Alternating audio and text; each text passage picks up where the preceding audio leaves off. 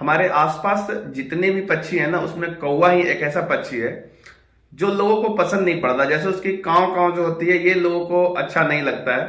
पर कौवा एक ऐसी बात होती है कि पूरे पक्षी में कौवा ही एक ऐसा पक्षी है जो बाज के ऊपर बैठकर उसकी गर्दन पे चोंच मार सकता है।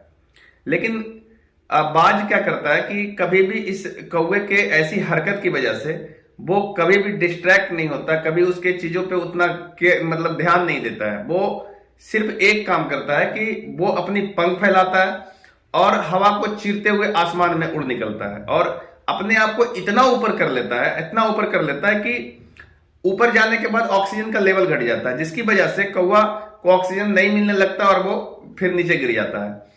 तो ऐसे ही आपके जिंदगी में भी ना, आपके आसपास में बहुत सारे ऐसे कौवा रूपी लोग होंगे जो आपके आसपास में बराबर काव काव करते रहते होंगे, जो आपको बिल्कुल पसंद नहीं होता होगा।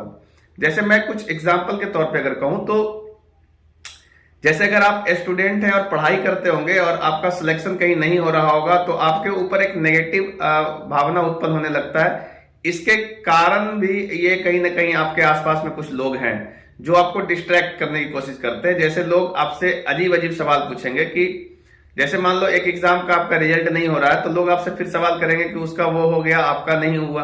कोई एक ऐसा एग्जाम दे रहे हैं, जैसे आप तैयारी किसी और चीज की कर रहे थे और बीच में कोई और एग्जाम दिए, तो उससे लोग कंपेयर करते हैं कि आपका जब उसमें नहीं हुआ तो इसमें कैसे होगा।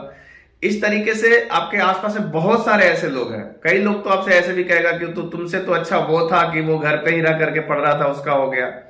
इन सारी बातों की वजह से आपके अंदर ऐसी निगेटिव भावना उत्पन्न हो जाती है, आप इतना ज्यादा फ्रस्ट्रेट होने लगते हैं कि कभी कभी आपको लगता है कि पढ़ाई लिखाई छोड़ देना चाहिए, आपसे कुछ नहीं होगा।